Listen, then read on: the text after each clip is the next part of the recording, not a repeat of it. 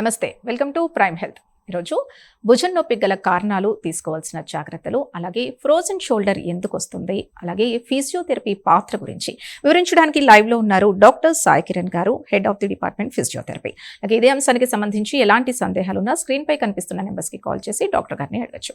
నమస్తే డాక్టర్ గారు. నమస్తే అండి. ఎస్, అయితే ముందుగా అసలు ఫ్రోజన్ షోల్డర్ గురించి ఒకసారి డీటెయిల్డ్గా చెప్తారా? అది ఎందుకు వస్తుంది, వస్తే తర్వాత ట్రీట్మెంట్ కానీ జాగ్రత్తల గురించి. ఫ్రోజన్ షోల్డర్ అనేది యూజువల్ గా ఏజ్ రిలేటెడ్ ఇష్యూస్ లో ఒక రకమైంది. ఇది కొంతమందికి మజిల్స్ లో స్టిఫ్నెస్ పెరగటం వల్ల దాంతో కూడా ఈ ప్రాబ్లం స్టార్ట్ అవుతుంది. కొంతమందికి రక్త సరఫరా సరిగ్గా లేకపోవటం వల్ల కూడా ఈ ఫ్రోజన్ షోల్డర్ వచ్చే అవకాశాలు ఎక్కువ ఉంటాయి.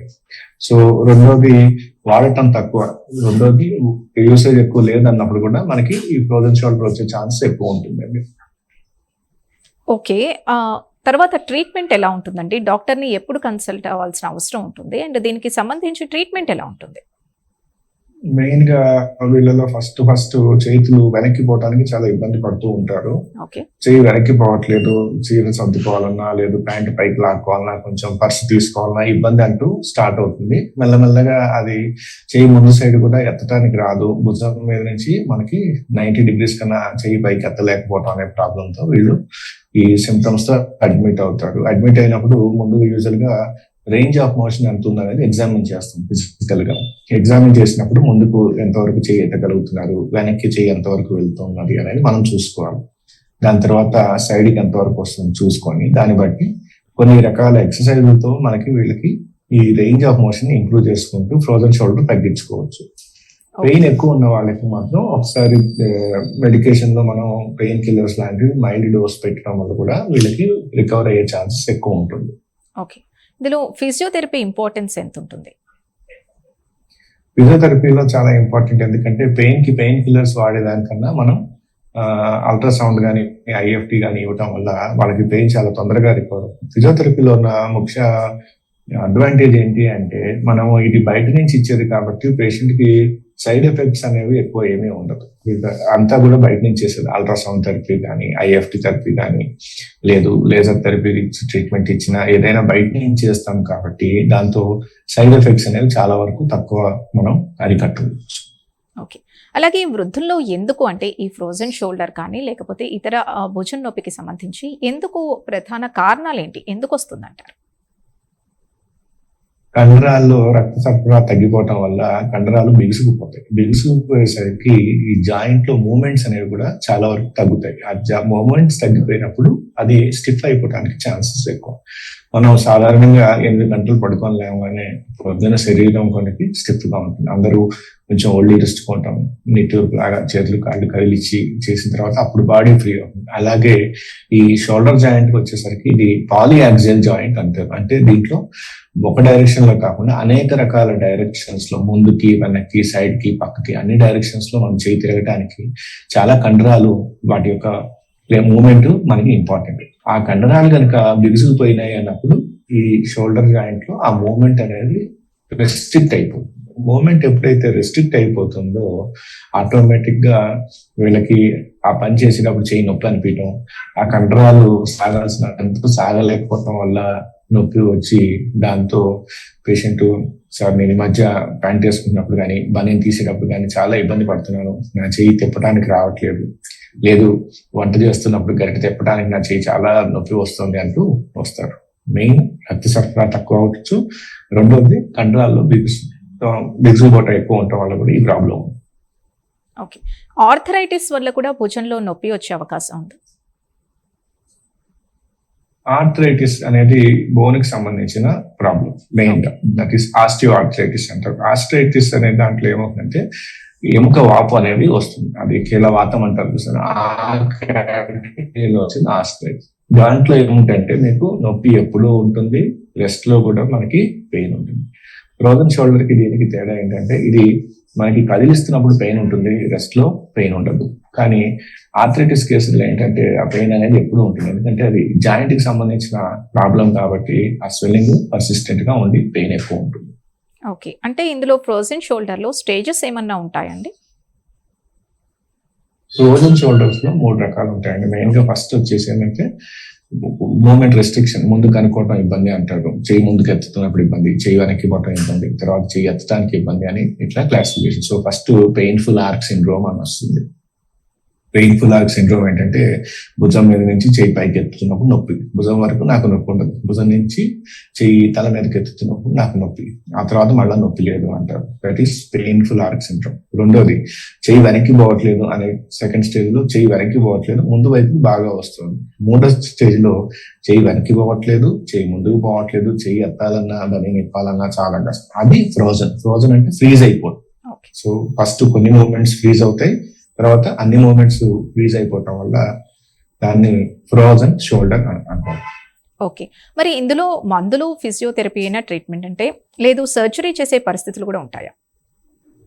కొన్ని కండిషన్స్ లో ఈ పేషెంట్స్ కి ARP injections, plasma rich protein injections ఇవ్వడం వల్ల ఈ పెయిన్ కొంచెం తగ్గుతుంటుంది. కొన్ని కండిషన్స్ లో బాగా అడేషన్స్ అంటే జాయింట్స్ బాగా అతుక్కుపోయినాయి అనుకుంది, రబ్బర్ బ్యాండ్ లో ఒక సంచిలో ఉన్నాయి, చాలా రోజులు మీరు తీయలేదు అనుకుంది, ఒకదానికొకటి అతుక్కున్నట్టు ఈ కండరాల లోపల అతుక్కుపోతున్నప్పుడు వాటికి సర్జికల్ గా కరెక్షన్, ఆర్థోస్కోపీ సర్జన్స్ దాన్ని రిపేర్ చేసి షోల్డర్ లో మళ్ళా మూవ్మెంట్ అనేది ఇంప్రూవ్ చేయడానికి అవకాశం ఉంటుంది. కొన్నిసార్లు సెడేషన్ ఇచ్చేసి మ్యానిపులేషన్ అనేది కూడా చేస్తారు. థియేటర్ తీసుకునేది పేషెంట్ కి మత్తు ఇచ్చేసి భుజానికి, ఆ మత్తు మీద ఈ భుజాన్ని మళ్ళీ కదిలియటం వల్ల ఈ ఫ్రోజన్ షోల్డర్ లో ఉన్న అడెక్షన్స్ ఏవైతే అతుక్కుపోయినాయో అవి బ్రేక్ చేయడానికి అవకాశం ఉంటుంది. ఓకే, వీటన్నిటిలో కూడా మనకి ఫిజియోథెరపీ కంపల్సరీగా చేయటం వల్ల వాటికి మళ్ళీ స్ట్రెంగ్త్ ఇంప్రూవ్ చేసుకోవడం, జాయింట్ మొబిలిటీ ఇంప్రూవ్ చేసుకోవడం అనేది చాలా ముఖ్యమైనది. ఓకే, ఇన్ కేస్ ఈ సర్జరీ కండిషన్స్లోనే తీసుకుంటే ప్రొసీజర్ ఎలా ఉంటుంది? అంటే ముందు కానీ ఆ తర్వాత కానీ తీసుకోవాల్సిన జాగ్రత్తలు ఎలా ఉంటాయి? సర్జికల్ ఇంటర్వెన్షన్ కేసెస్ లో ఎప్పుడైనా pre operative 1 day before admit అయినప్పుడు ఇన్వెస్టిగేషన్స్ అనేవి చేసుకొని పేషెంట్ కి ఇతరత్ర ఎటువంటి ఇన్ఫెక్షన్స్ లేవు అన్నప్పుడు ఆర్థోస్కోపిక్ సర్జరీలో చిన్న కీ హోల్ కెమెరా పంపించేసి అడేషన్స్ అన్నిటిని కూడా బ్రేక్ చేయటం వల్ల అది చిన్న కుట్లు, 2 కుట్లతో ఆపరేషన్ అయిపోతుంది. తర్వాత 1 day ఉంచుకొని 2వ రోజు డిశ్చార్జ్ చేసుకోవచ్చు. కొన్నిసార్లు డే కేర్ లో కూడా మనం అది మార్నింగ్ అడ్మిట్ చేసుకొని ఈవినింగ్ డిశ్చార్జ్ చేసి షోల్డర్ మూవ్మెంట్ ని ఇంప్రూవ్ చేసుకోవచ్చు. ఇన్ కేసు షోల్డర్ ఫ్రీజ్ అయినప్పుడు చేయకూడని పనులు ఏవైనా ఉంటాయా? షోల్డర్ ఫ్రీజ్ అయినప్పుడు ముఖ్యంగా చూసుకోవాల్సింది ఏంటంటే బరువైనవి ఏమన్నా తినా కానీ, లేదు మనం తోసినా కానీ ఇట్లాంటివి చేసేటప్పుడు మసిల్ టియర్ అయ్యే ఛాన్సెస్ ఎక్కువ ఉంటాయి. ఈ జాయింట్స్ చుట్టూ ఉన్న లెగమెంట్స్ అనేవి చాలా ఇంపార్టెంట్. ఈ లెగమెంట్స్ ఏంటంటే ఎంతవరకు మనం చేయి వెనక్కి పోనీయచ్చు, ఎంతవరకు ముందుకు పోనీయచ్చు అనేది ఈ లెగమెంట్స్ అనే వాటి మీద కంట్రోల్. బలవంతంగా వాటిని లాగినప్పుడు ఈ లెగమెంట్స్ అనేవి చినిగే ఛాన్సెస్ ఉంటాయి. సో అది మనకి సాధారణమైన ఎక్స్రేలో కనిపించదు కాబట్టి ఎంఆర్ఐలో అది చూసినప్పుడు ఆ టియర్ ఎంతవరకు వచ్చింది అనేది తెలుసుకొని గ్రేడ్ 1, గ్రేడ్ 2 అంటే రెస్ట్ తో మనం దాన్ని సరి చేసుకోవచ్చు. అలా కాకుండా గ్రేడ్ 3, గ్రేడ్ 4 లో కనుక కంప్లీట్ టియర్ ఉంది అన్నప్పుడు వాటికి కంపల్సరీ మనం సర్జికల్ ఇంటర్వెన్షన్ తీసుకోవాలి. అంటే ఆపరేషన్ చేసి ఆ చిరిగిన దాన్ని కుట్టించుకోవడం అనేది కంపల్సరీగా చేయాలి. అటువంటి కేసుల్లో వాళ్ళకి అట్లీస్ట్ 2 వారాలు చేయి కదల్చకుండా రెస్ట్ తీసుకొని తర్వాత ఫిజియోథెరపిస్ట్ కలిసడం వల్ల వాళ్ళకి ఇంప్రూవ్మెంట్ ఉంటుంది. ఓకే, ఒక కాలర్ రెడీగా ఉన్నారు, మారేశ్వరరావు, విస్సన్నపేట నుంచి. మారేశ్వరరావు గారు మాట్లాడండి. మారేశ్వరరావు గారు మాట్లాడండి.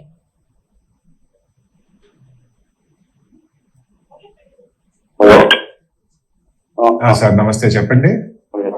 ముందు 50 కేజీలు ఉండేవాడిని. సడన్ గా ఒక 4 రోజుల నుంచి బరువు తగ్గకుండా ఇప్పుడు 48 కేజీలకు వచ్చా. 48 కేజీలకు వచ్చానండి. 68 నుండి సన్నగైపోయా. మరి ఎందుకని కారణం? ప్రాస ఎక్కువ నడుతున్నాయి. ఇది జనరల్ గా మీరు వెయిట్ తగ్గుతున్న సమస్య మీద మాట్లాడుతున్నారు. మనం ఈ రోజు డిస్కస్ చేసుకునేది భుజం నొప్పుల గురించి. భుజం నొప్పులు ఏమైనా ఉన్నాయా మీకు? భుజం నొప్పులు ఏమన్నా ఉన్నాయా అండి?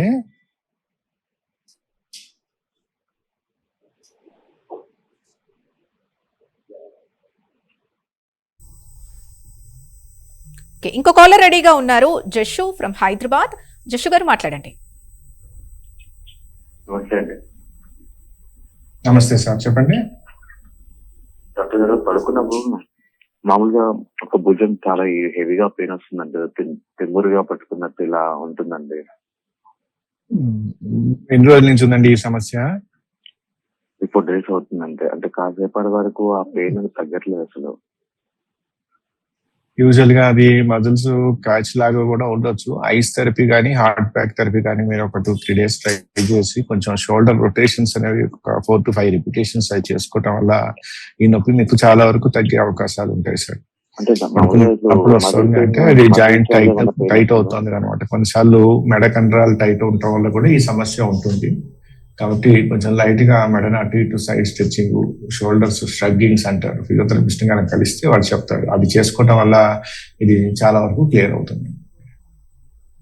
ఓకే, ఇంకో కాలర్ రెడీగా ఉన్నారు, అజయ్ ఫ్రమ్ వైజాగ్. అజయ్ గారు మాట్లాడండి.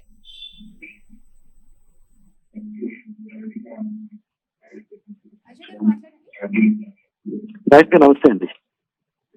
నమస్తే సార్, చెప్పండి. సార్ ఏదైనా నియర్లీ 1 month నుంచి లెఫ్ట్ హ్యాండ్ భుజం కిందన కొద్దిగా పెయిన్ వస్తుంది సార్. తర్వాత ఎప్పుడు ఎక్కువ ఉంటుందండి? ఎప్పుడు ఎక్కువ ఉంటుందండి? పడుకోలేకపోతున్నానండి. 1 month అండి, నియర్లీ 1 month అండి. Correct sir. అంటే ఏమైనా ఫిజికల్ గా వర్క్ చేసినప్పుడు ఎక్కువ అనిపిస్తుందా, లేదంటే నార్మల్ రెస్ట్ లో కూడా మీకు పెయిన్ అనిపిస్తుందా? సార్ రెస్ట్ లో ఉన్నప్పుడు కూడా నొప్పి అనిపిస్తుందండి? ఏమైనా నేను ఆర్థోపెడిక్ కన్సల్ట్ చేయాలి, ఫిజియోథెరపిస్ట్ కన్సల్ట్ చేయాలి? ఇది ఫస్ట్ ఒకసారి ఫిజియోథెరపిస్ట్ ని కలవండి. వాళ్ళు ఒకసారి ఎగ్జామిన్ చేసి రిక్వైర్మెంట్ ఉందంటే ఆర్థోకి పంపిస్తారు. లేదు అంటే ఫిజియోథెరపీలో ఐఎఫ్టీ ను అల్ట్రాసౌండ్ ఒక 5 days ట్రై చేయండి, మీకు చాలా వరకు రిలీఫ్ ఉంటుంది.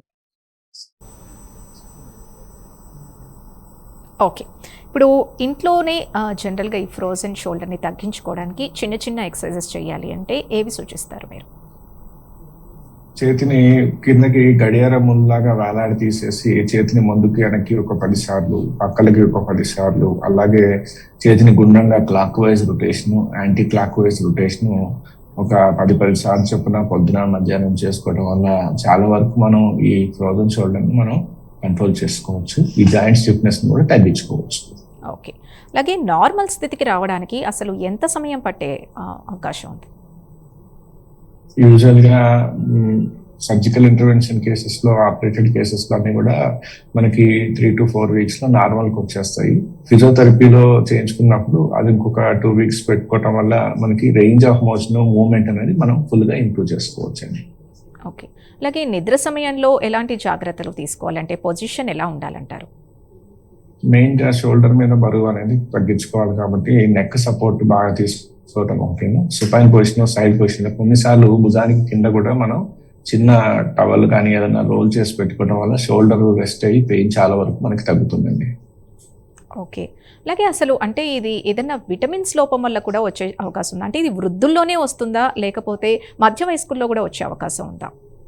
మధ్య వయసు వచ్చే వాళ్ళకి చాలా వరకు ఇది తక్కువ అండి, వృద్ధుల్లో ఎక్కువ ఉంటుంది. ఎందుకంటే మూవ్మెంట్ అనేది తక్కువ అవటం వల్ల, మజిల్స్ లో స్టిఫ్నెస్ అనేది పెరగటం వల్ల ఎక్కువగా వృద్ధుల్లో ఇది వచ్చే అవకాశాలు ఎక్కువ ఉంటాయి. ఓకే, ఒక కాలర్ రెడీగా ఉన్నారు, పశ్చిమ గోదావరి నుంచి నారాయణ స్వామి గారు. నారాయణ స్వామి గారు మాట్లాడండి. హలో. నమస్తే హలో. సార్. హలో, నమస్తే సార్, చెప్పండి. నమస్తే సార్. నాకు 6-7 నెలల నుంచి భుజం బాగా నొప్పి అండి. డాక్టర్ చూపించానండి. 2-3 సార్లు పోయానండి డాక్టర్ గారు. ఏమన్నారు డాక్టర్ గారు? ఏమన్నారు?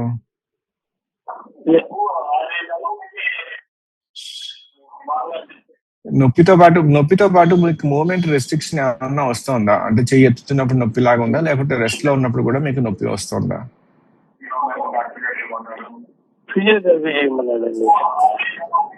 ఫిజియోథెరపీలో ఐఎఫ్టీ అనేది రెగ్యులర్ గా ఒక 2 వారాల నుంచి 3 వారాలు చేయించుకోవడం వల్ల మీకు ఆ నొప్పి తగ్గుతుందండి. లోపల కండరాలు బాగా బిగుసుకొని ఉండటం వల్ల కూడా ఈ సమస్య ఉంటుంది. కాబట్టి కొంచెం కండరాలు కదిలించడానికి వాళ్ళు మాన్యువల్ గా చేస్తారనమాట, స్ట్రెచింగ్ ఎక్సర్సైజ్. అవి చేసుకోవడం వల్ల మీకు ఇది చాలా వరకు మీకు నొప్పి తగ్గే అవకాశం ఉంటుందండి. కొన్నిసార్లు వీటిలో లేటెస్ట్ ట్రీట్మెంట్ మీకు టేపింగ్ టెక్నిక్స్ అని మన స్పోర్ట్స్ ఇంజరీస్ వాళ్ళకి చేస్తారు. అలానే ఆ టేపింగ్ వేసుకోవడం వల్ల కూడా మీకు చాలా వరకు నొప్పి మనల్ని అరికట్టవచ్చు. ఓకే, ఇంకో కాలర్ రెడీగా ఉన్నారు, హైదరాబాద్ నుంచి సింగయ్య గారు. సింగయ్య గారు మాట్లాడండి. నమస్తే మేడం. మాట్లాడండి. నమస్తే డాక్టర్ గారు సార్. వింటున్నారు. ఏం లేదు సార్. హలో. వింటున్నాను సార్, చెప్పండి. లెఫ్ట్ హ్యాండ్ భుజం బ్యాక్ సైడ్ బాగా దగ్గినప్పుడు బాగా నొప్పి వస్తుందండి. దగ్గినప్పుడు బాగా పెయిన్ వస్తుంది. ఓకే, ఇంకా బరువు ఎత్తుతున్నప్పుడు ఏమైనా నొప్పి ఉంటుందా అండి? దగ్గు వచ్చినప్పుడు నొప్పి వస్తుంది. ఒకసారి అది జనరల్ ఫిజిషియన్ కూడా చూపించుకోవచ్చు సార్, ఎందుకంటే కొన్నిసార్లు రిఫర్డ్ పెయిన్స్ అని ఉంటాయి కదా, దాని వల్ల కూడా ఈ ప్రాబ్లం ఉంటుంది. ఒకసారి జనరల్ ఫిజిషియన్ చూపించుకుంటే అది మస్కులర్ రిలేటెడా షోల్డర్ రిలేటెడా అనేది రూల్ అవుట్ చేసుకొని దాన్ని బట్టి మనం మందులు తీసుకోవచ్చు అండి. మీకు జాయింట్ లో మూవ్మెంట్ అంతా ఫ్రీగా ఉంది అంటే ఒకసారి జనరల్ ఫిజిషియన్ కలవండి. లేదు మూవ్మెంట్ లో కూడా మీకు పెయిన్ వస్తుందంటే ఒకసారి ఆర్థోపెడిస్ట్ ని కలిస్తే వారు చూసి దీన్ని